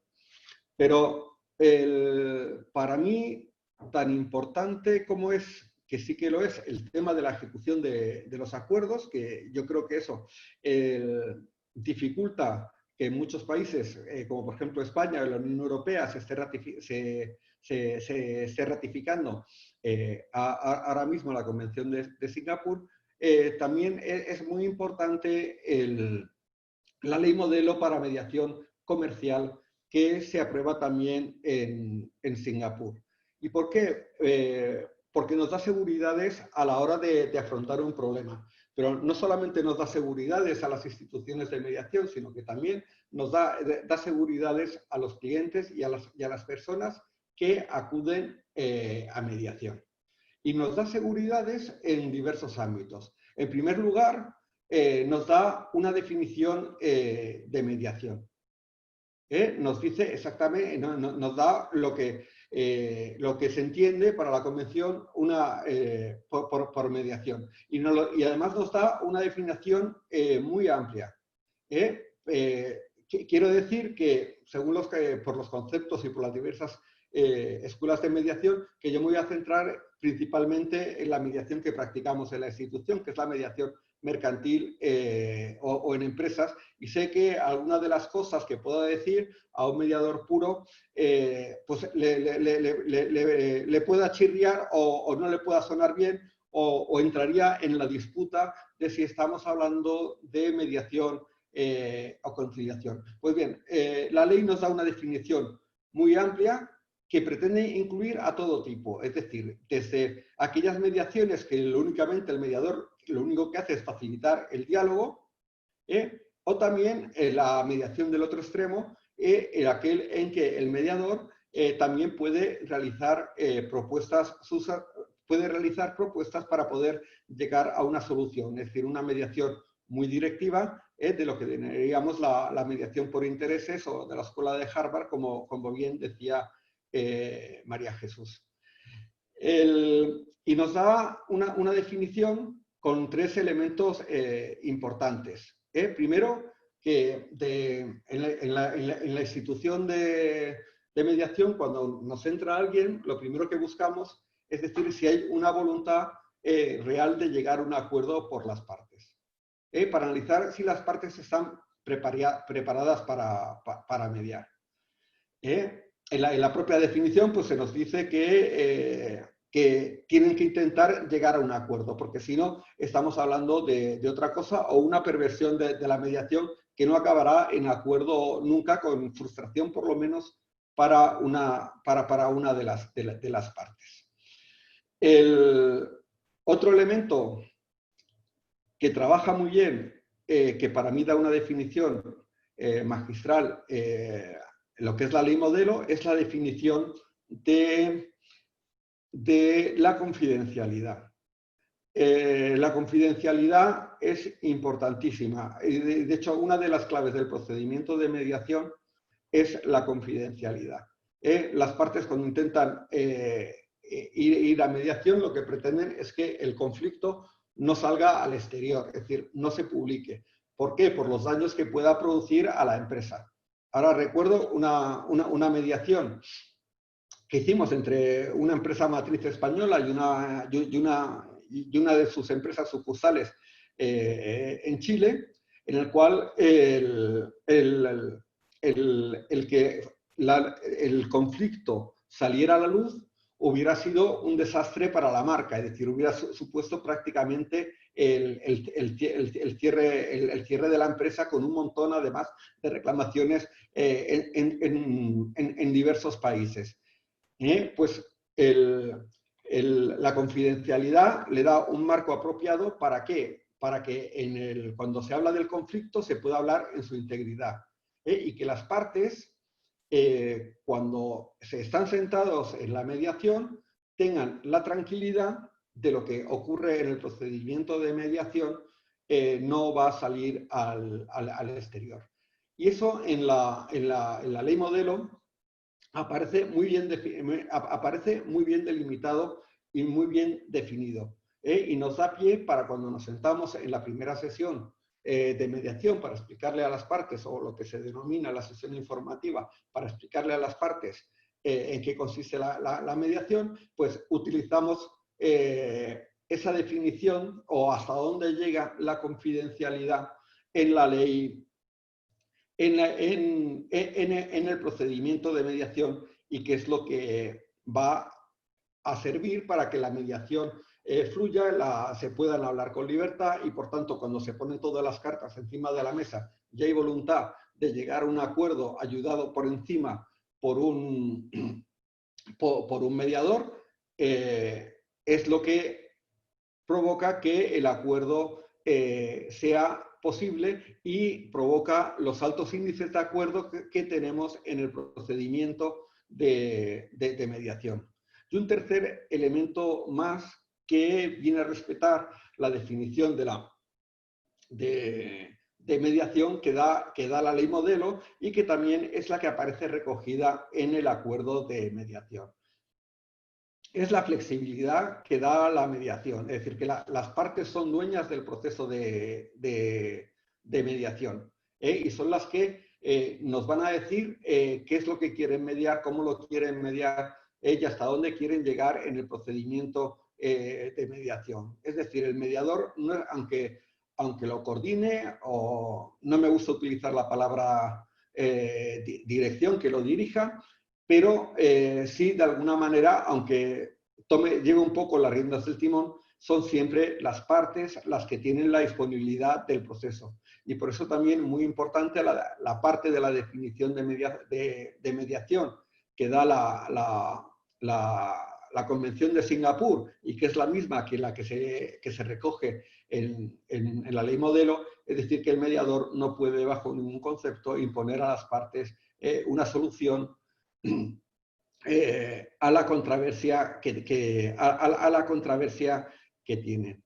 Pues bien, eso es para mí, es decir, los 3 elementos que pueden ayudar a que la mediación mercantil cada vez vaya más, siempre y cuando tenga un marco adecuado y tenga los apoyos suficientes para seguir adelante.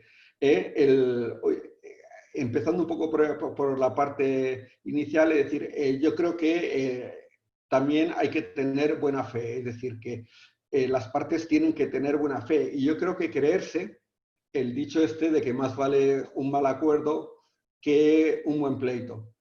Muchas veces a los abogados, porque yo soy abogado, se nos llena la palabra con esta frase, pero realmente no creemos en ella y son muy pocos los abogados que, una vez fracasada la fase de negociación inicial por parte de ellos, asesoran a sus clientes el acudir a la mediación. Y bueno, pues hablando un poco de la mediación en insolvencias, o lo que se denomina la mediación concursal, pues es una faceta nueva de la mediación y que puede ayudar a salvar muchas empresas. Por un lado está la mediación o el conjunto de mediaciones que se producen con la finalidad de evitar un proceso de quiebra o un proceso concursal. Estas son mediaciones con multitud de partes y siempre hay unas partes con más peso que otras. Entonces, el establecer... Arturo, tienes un minutillo. Tengo un minutillo. Gracias. Bueno, pues el resolver diferencias con grandes acreedores que pueda dar lugar a que la empresa entre en insolvencia con acuerdos específicos, nos puede ayudar después a que, o bien que la empresa no entre en concurso, o que una vez que entre en el proceso concursal, cuya finalidad es conseguir un acuerdo con los acreedores que dé viabilidad a la empresa, pues se puedan conseguir esos acuerdos finales con mayor facilidad o agilidad. Y entonces, y con eso termino. Y con esto tenía que presentar a Paloma. Pero, Nazaret, me vas a perdonar, pero he perdido... No, vamos a ver. Paloma Factor, gracias, Arturo. Sí, mira, ya lo he encontrado. Es abogada Perfecto. y mediadora de la Universidad Complutense de Madrid, que está especializada en mediación organizacional y familiar, Executive MBA por el Instituto de Empresa y socia fundadora del bufete jurídico Factor Legal. También es miembro de la Junta de la Plataforma Familia y Derecho y miembro del Observatorio Justicia de la Real Academia de Jurisprudencia y Legislación Española. Es profesora de mediación en el Máster de Práctica Jurídica en la Universidad UDIMA y coordinadora y profesora en el curso de Oratoria Jurídica en el Centro de Estudios Financieros. Muchísimas gracias, Arturo. Paloma, bienvenida. La pregunta para ti específicamente tiene que ver con, desde tu experiencia con la empresa familiar, ¿qué es el protocolo familiar y cómo se aplica la mediación en este protocolo familiar? Paloma, tienes la palabra. Bien, Ayala, Andrea, lo primero agradeceros que me permitáis participar en este simposio tan interesante, dar las gracias a todos los que nos estáis escuchando. Y bueno, soy la última en hablar, creo, y parece que voy a dar un cambio, a concretar mucho el tema, y si me lo permitís quisiera enlazar las aportaciones que han hecho mis compañeros. Nos hablaba Jacobo del Ombudsman organizacional, que es la mediación dentro de la organización, referida a los empleados de la empresa. María Jesús, luego nos hablabas de la empresa familiar, que de ahí ya se va a derivar mi tema, que es el protocolo familiar. Y ya por último me ha parecido muy interesante el análisis que has hecho, Arturo. Germán, por supuesto, es un mundo aparte, maravilloso, sobre la definición de mediación, porque veremos las similitudes que tiene con lo que es un protocolo familiar. La empresa familiar nos la ha definido divinamente María Jesús. no voy a entrar en ello, pero claro, todos estos problemas que surgen en la empresa familiar, ¿por qué surgen? Pues surgen básicamente porque en la empresa familiar, la familia a la vez son los socios de esa empresa. ¿Qué ocurre? Que toda empresa familiar empieza con un emprendedor o dos. No es inhabitual que haya empresas que surjan porque dos hermanos, en mi caso, por ejemplo, mi hermana y yo, que tenemos nuestro despacho, entonces formamos esa primera generación, esa empresa familiar.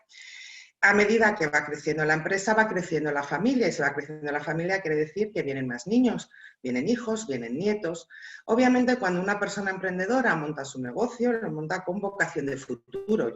Nadie monta una empresa para que se quede en mí. ¿Quién no ha oído, qué hijo de emprendedor no ha oído de su padre o de su madre? Es que esto lo estoy haciendo para vosotros. Esto es para vosotros, esto lo he construido para vosotros. ¿Y qué hijo de emprendedor no ha dicho a veces, bueno, ¿y por qué para mí si yo no te lo he pedido? Bien, ¿qué es el protocolo en una empresa familiar? Todos esos conflictos que van surgiendo, que pueden ser de carácter personal, que pueden ser de carácter más mercantil en cuanto a los temas relacionados con la titularidad y la propiedad de la empresa, o incluso aquellos relativos a la gestión de la empresa. La idea del protocolo familiar es que sea esa misma familia la que decida cómo quiere que sea el futuro de esa empresa. ¿Qué va a implicar esto? Esto va a implicar que estén de acuerdo en ese protocolo familiar tanto el emprendedor como las siguientes generaciones, emprendedor o emprendedores. Pensemos que se puede dar el caso de que estemos hablando ya desde el origen de dos familias, esos dos hermanos que a su vez tienen su marido o su mujer, a su vez tienen sus hijos, con lo cual ya estamos hablando de que en la segunda generación no solo va a haber hermanos, sino que también puede haber primos. Lo que está claro es que el protocolo familiar es un contrato porque tiene el carácter jurídico de contrato en el que esa familia va a plasmar cómo quiere que sea ese futuro. Ese futuro con una serie de acuerdos tomados por todos ellos, de ahí veremos la importancia, la idoneidad de una mediación, tomados todos ellos en cuanto a cómo quieren que sea el futuro de esa sociedad. Tanto respecto a ellos como a la intervención de posibles terceros, como posibles nuevos miembros de la familia, bien por nacimiento, por sangre, o bien por matrimonio. ¿Qué ocurre con esos, cuando mi hijo se casa, qué ocurre con la mujer de mi hijo?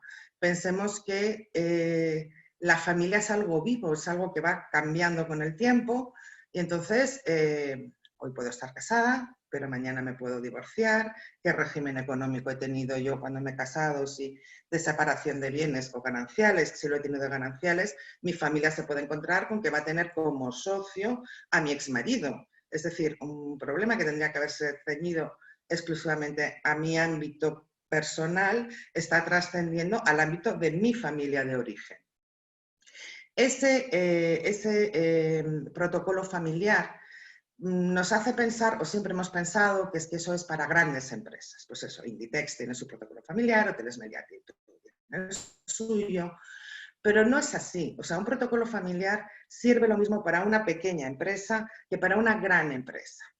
De lo que se trata es de que yo, que he sido la que he fundado la empresa, junto con aquellos que la van a heredar en un futuro, o que incluso cuando yo me jubile no necesito morirme para que entren las siguientes generaciones, sino que sea yo como emprendedora, como primera generación, la que negocie con esas siguientes generaciones, que son las que van a heredar, bien heredar o sustituirme inter vivos, o bien heredar mortis causa, que quede todo solucionado y acordado desde este mismo momento. Me da igual que hablemos de un local de negocio o que hablemos de una gran empresa, porque la idea del protocolo familiar es la de que igual que yo organizo mi empresa hoy, yo tomo mis decisiones hoy, también yo las tome hoy de cara al futuro. Si yo soy capaz de prever en mi negocio, obviamente yo tengo que hacer una proyección de futuro, tengo que ver por dónde quiero que derive mi negocio en un año, en 5, en 10. O sea, tengo que hacer una previsión de negocio, no me levanto por la mañana y decido, pues hoy voy a hacer esto, voy a hacer lo otro. ¿Cómo no vamos a decidir algo tan importante como es el corazón de mi empresa. Y digo el corazón, ¿por qué? Porque en la empresa familiar se están fusionando la familia y la empresa. Es decir, la misma persona que es mi socio, a la vez es mi madre, o a la vez es mi hermano, o es mi primo, o es mi hijo. Con lo cual, ¿qué ocurre en las empresas familiares? Que obviamente los valores de esa familia se llevan a la empresa y viceversa. Lo que ocurre en la empresa se suele llevar a la familia. Por ello, parece lógico que igual que yo estoy definiendo y decidiendo cómo es mi empresa, que decida y defina cómo quiero que sea en el futuro. Hay que tener en cuenta que para el emprendedor, esa empresa que ha creado es, entre comillas, también su hijo, es su creación. Y a veces incluso le considera, no sé si María Jesús estará de acuerdo conmigo, pero a veces incluso lo considera como un miembro más de la familia. Es decir, estamos hablando de que es como si tuviéramos un hermano que fuera necesario que le ayudaran el resto de sus hermanos para poder continuar, para poder desenvolverse. Claro que esto no es tan sencillo, porque a la vez está esa empresa que pertenece a un mercado, que pertenece a un mundo mercantil y, por lo tanto, todo lo que ocurra dentro de esa empresa va a afectar a su imagen de cara al exterior. De ahí que nos lleve a un punto muy importante, que ya empezamos con uno de los puntos que va a coincidir con la mediación, que es la confidencialidad. De hecho, el protocolo familiar, que es donde se van a acordar todas las cuestiones relativas tanto de carácter mercantil como fiscal, incluso de carácter ético y moral, por una de las cosas que se puede acordar en el protocolo familiar es la misión de la empresa, por ejemplo, una parte económica. Toda ella, mientras se está elaborando ese protocolo familiar, es fundamental la confidencialidad. Hasta el punto de que precisamente la mediación surge como una herramienta tremendamente positiva a la hora, con carácter preventivo, vamos a decir, de utilizar la mediación cuando se está realizando ese protocolo familiar. Un protocolo familiar, lo habitual, o al menos en mi despacho es como lo hacemos, no lo hace una sola persona, un solo abogado, sino lo hace un equipo de profesionales. ¿Por qué? Porque va a tener implicaciones fiscales, económicas, de recursos humanos, porque todo lo que ocurre en la cúpula de la organización afecta al resto de la organización. Y también hay mediadores. ¿Por qué? Porque efectivamente el mediador lo que va a hacer, como muy bien nos decía María Jesús, o en el caso del Ombudsman, que fijaros, hablamos del Ombudsman organizacional, es decir, esa mediación para que se desarrolle entre empleados, cuando más para que se desarrolle en la cúpula de la empresa, lo que va a hacer es ayudar a que se alcancen esos acuerdos. Y creo que tenemos una ventaja muy grande los mediadores en cuanto a los protocolos empresariales a la hora de utilizar la mediación.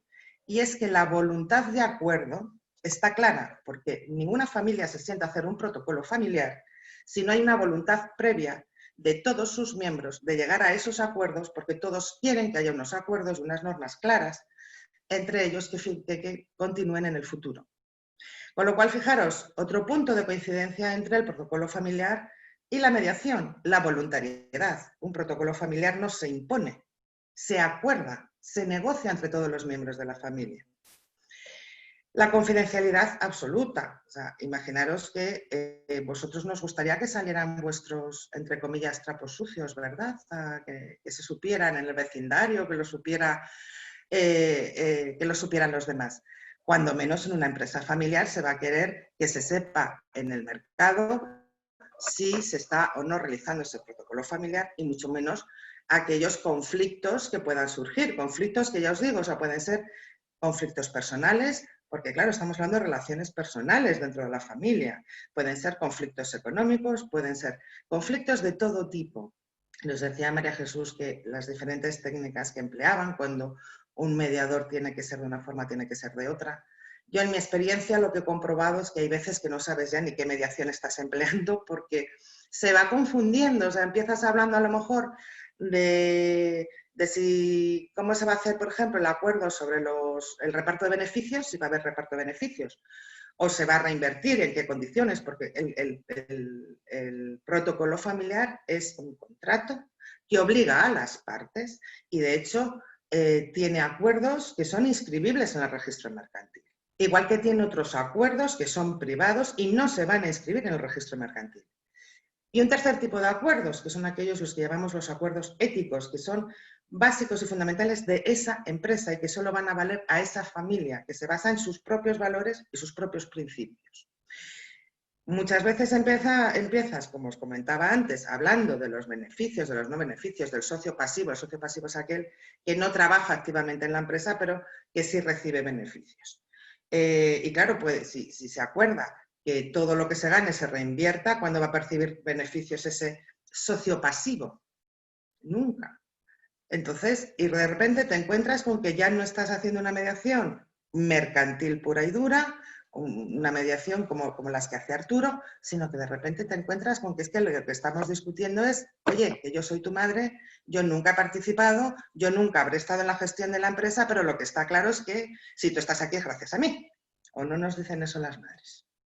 Y es que si tú estás aquí es porque yo te he dado la formación, porque yo me he sacrificado, porque yo he estado siempre al lado de papá, o si soy yo la emprendedora, porque, oye, que yo he sido la que he estado aquí trabajando. Claro, que he sido y ahora porque ya no esté, no me retires y no me dejes a un lado. De repente se ha convertido en una mediación familiar. Ya no estamos hablando de dinero, ya estamos hablando de sentimientos, de emociones, de que estoy sintiendo de una forma más bien negativa por la actitud que está teniendo mi hijo. Y mi hijo a lo mejor me dice, bueno, pero vamos a ver, mamá, es que estos son negocios. No. Esa es la cuestión. En una empresa familiar no solo son negocios y es familia. Y es familia... Paloma, discúlpame que quedo un minutillo. Vale, siempre me pasa lo mismo. Disculpadme. La ventaja, para resumir, de ese protocolo familiar, que es un acuerdo tomado por una familia que tiene una empresa, la ventaja de la mediación es absoluta. Aparte de sus coincidencias en cuanto a confidencialidad, voluntariedad, compromiso. Es un contrato que puede ser ejecutado en la parte jurídica, pero hay otra que es más importante, que es la de los valores, que en una familia al final todavía tiene más peso. Esa flexibilidad que exige la mediación, esa flexibilidad es la que buscamos cuando estamos discutiendo el protocolo familiar. De ahí que cuando surgen cuestiones de conflicto, esa mediación lo que va a hacer es ayudar a que las partes, como siempre, lleguen a sus propios acuerdos. Y es que la mediación cumple los mismos principios que cumple el protocolo familiar. De ahí, desde mi punto de vista, la importancia de esa mediación cuando se establece un protocolo familiar.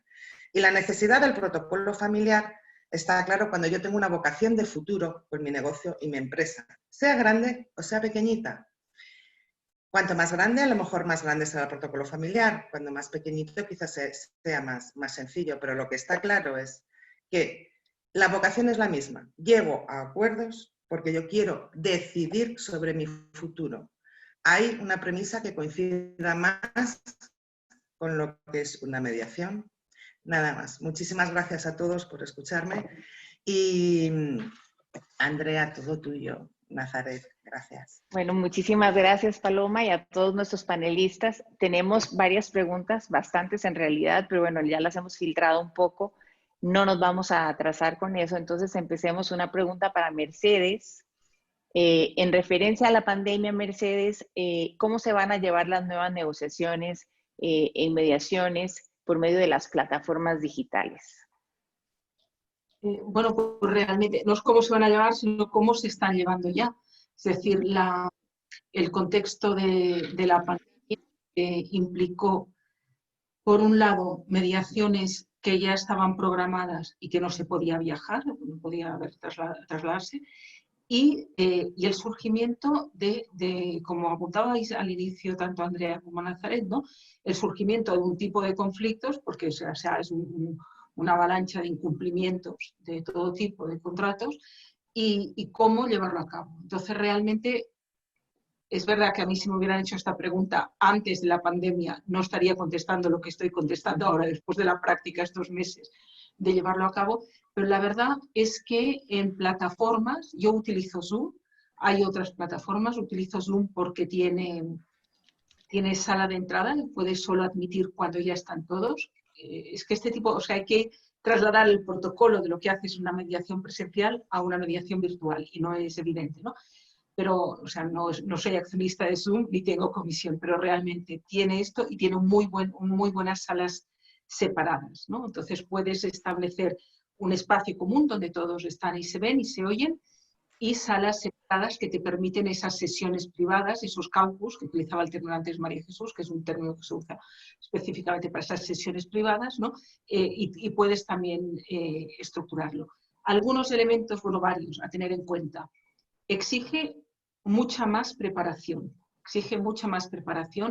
porque toda mediación tiene, como mínimo en mi experiencia, una fase importante de preparar a las partes y de prepararme yo respecto del caso, pero aquí además hay un plus de asegurarnos que todos van a estar razonablemente familiarizados con la plataforma para que el tema tecnológico no devenga un asunto más en el conflicto que ya de por sí es complejo que tienes encima de la mesa. Mucha más preparación. La estructura de los tiempos es distinta porque ya se está empezando a hablar de la fatiga de Zoom o de la fatiga del trabajo virtual. Hay un elemento que puede ser que las personas están viéndose en la pantalla y constantemente conscientes de su imagen. La multitarea que tenemos la tendencia a hacer cuando estamos en contexto virtual, que no deberíamos, es decir, deberíamos estar por lo que estamos haciendo. Entonces, hay elementos propios, ¿no?, de la virtualidad que es necesario atender a ellos.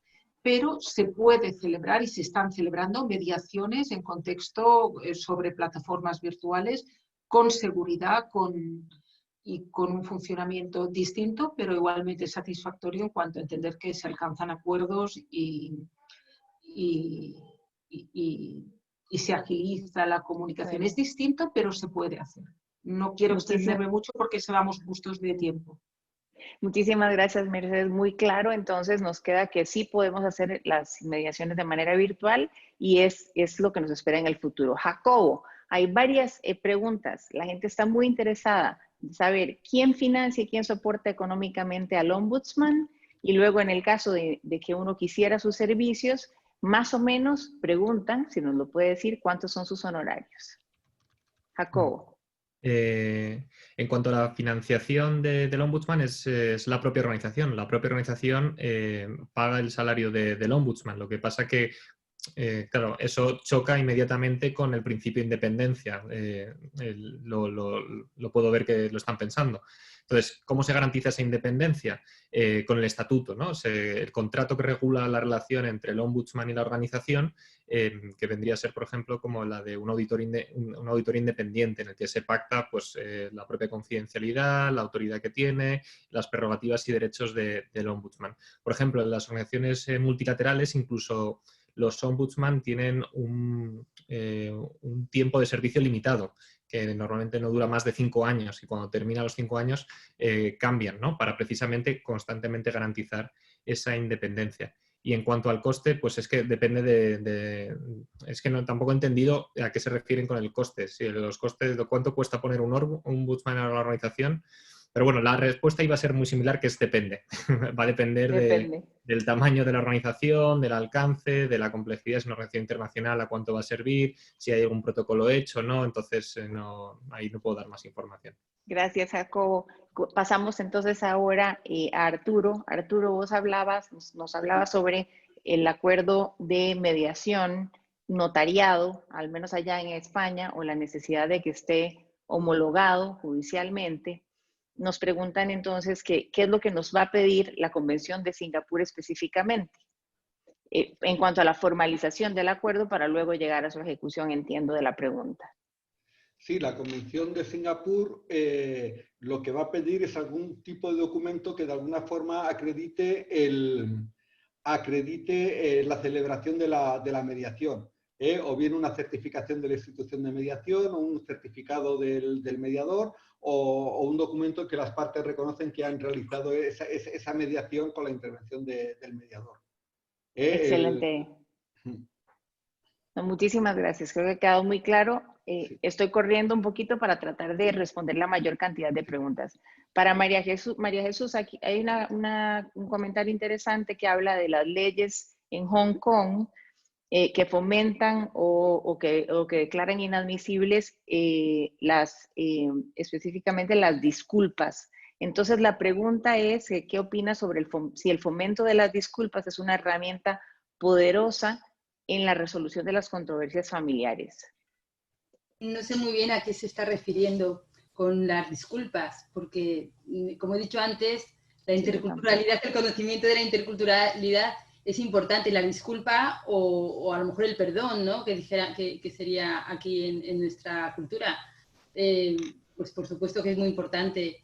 Y si se refiere a eso, si no, por favor, que nos lo especifiquen.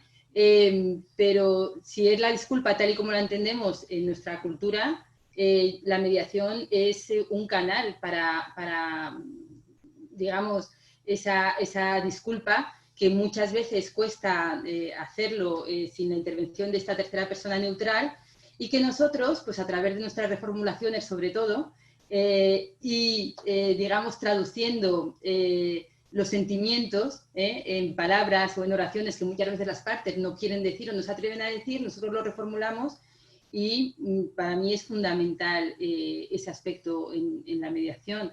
Si se refiere a eso, Gracias, muchas gracias, Jesús. Yo tampoco he entendido bien, pero creo que ha quedado muy claro lo que nos has dicho. Arturo, otra pregunta que tiene que ver esta vez con mediación concursal, dice específicamente, ¿cómo se compagina la mediación concursal con las funciones de una junta liquidadora o del síndico? Y pone aquí, por ejemplo, hay conceptos dedicados como las acreencias de los trabajadores o los créditos privilegiados.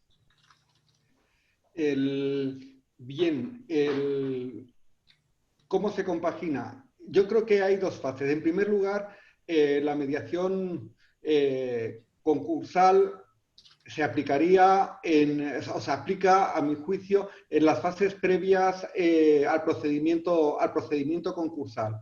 Es decir, en la fase, aquí en España llamaríamos la fase común del concurso, es decir, en la fase en la que se intenta conseguir un acuerdo con los acreedores que permita la continuidad de la empresa. Desde luego, y va destinada no a mediaciones con el síndico. Bueno, el síndico hablaríamos de la quiebra, sino mediaciones directas con los acreedores, de forma que estos digan que sí al convenio que se les aplica, o también en una fase previa. Pero desde luego lo que es en la fase de liquidación no tendría sentido la intervención de un mediador concursal. Perfecto, creo que ha quedado muy claro. Hay una pregunta para todos los panelistas, y es específicamente si alguno considera que a la Convención de Singapur le faltó algo, o si se va a convertir esa Convención de Singapur en el homólogo de la Convención de Nueva York para efecto de poder hacer ejecutivos los acuerdos de forma internacional. No sé quién quisiera responder. Germán. Arturo, tal vez tú, que te has referido más a la convención. Vamos a ver, esperemos que se convierta en un instrumento como el que tú has, como el que has señalado. Si bien es cierto es que todavía la ratificación aunque es escasa, pero sí que es mucho mayor que las firmas que hay de la ley modelo. Y que hayan ratificado China y Estados Unidos la Convención de Singapur, entiendo que moverá a más países a ratificar la misma. Y lo que falta es ver qué le falta a la Unión Europea para ratificar esa convención a los países de la Unión Europea. Bueno, muchísimas gracias, Arturo. Bueno, son las 11:54, al menos aquí en Costa Rica, y hemos tratado de ser muy estrictos en cuanto a los tiempos en estas charlas académicas, que les recuerdo a todos que va a haber una al mes durante los siguientes 10 meses y una segunda sobre mediación dentro de un mes. Fascinante el tema, a los panelistas no podía haber sido mejor la intervención y las explicaciones sobre la mediación. Es un tema que todavía hay que desarrollar y aprender muchísimo, sobre todo pienso yo desde acá, de nuestro charco de la región latinoamericana. Les agradezco mucho a todos y también a todos los participantes, que han sido muchísimos y que han mostrado mucho interés. Vamos a enviarles también información sobre el material académico y científico que también se ha producido para darle sustento a esta charla académica. Nazaret, te dejo el cierre de la actividad. Gracias a todos. Sí, muchísimas gracias. Reitero y acojo las palabras de mi querida doña Andrea Hulbert. Y además, como saben, esto se va a grabar y será complementario esta primera charla sobre mediación y la Convención de Singapur con la siguiente, que va a ser el día 30 de septiembre, 15:00 hora europea. Y bueno, pues muchísimas gracias, un saludo enorme y cordial desde Roma para todos, y seguimos compartiendo, seguimos difundiendo la solución extrajudicial de las controversias como un puente de culturas entre todos los países. Me gustaría en este cierre medio minuto a cada uno de los ponentes para que se puedan despedir, y a todos, gracias. Medio minuto, que empezamos por el mismo orden que hemos empezado. Mercedes, Germán, medio minutillo y gracias a todos. Gracias a ustedes. Mercedes. Gracias, Nazaret. Gracias, Andrea. Voy a utilizar los 25 segundos en dar un apunte a esa pregunta sobre la ley de Hong Kong. Hay algunas jurisdicciones que lo que han hecho es impedir que el hecho de que haya habido una excusa, por una parte, pueda ser aportado como prueba, como señal de reconocimiento, reconocimiento de incumplimiento o de error, ¿de acuerdo?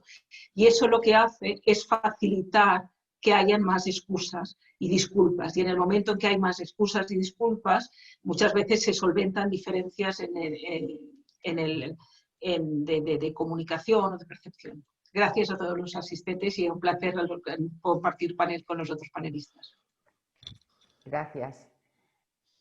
Bien, ¿alguno quiere intervenir? Tenemos 2 minutos, por favor, y cierro ya. Nada, yo agradeceros a todos gracias por organizar estos eventos y dejarnos participar, y ha sido un placer. Muchas gracias igualmente, Nazaret y Andrea, y a todos los asistentes, y un saludo también a los panelistas, compañeros y a los amigos. Gracias también de Alemania, fue una experiencia muy interesante, muy amplia, todos los temas que fueron el objeto del seminario, y muchas gracias para implicarme en la discusión. Sería un gran éxito de continuar esta discusión. Muchas gracias. Muchas gracias a vosotras, que lo habéis organizado divinamente, como siempre. Dar las gracias a las personas que nos han seguido y por online, que hablábamos antes de la mediación online, pues claro que sí, nos guste o no, va a ser el futuro. Y muchas gracias a las organizaciones y un abrazo enorme a los compañeros que han sido panelistas en esta ocasión. Gracias a todos. Os esperamos el 30 de septiembre a las 15:00 hora de Costa Rica, 7 de la mañana, pero la mediación importa, la virtualidad se impone. Un abrazo. Gracias. Un abrazo Cerramos la emisión. a todos. Hasta luego. Muchas gracias. Hasta luego. Chao.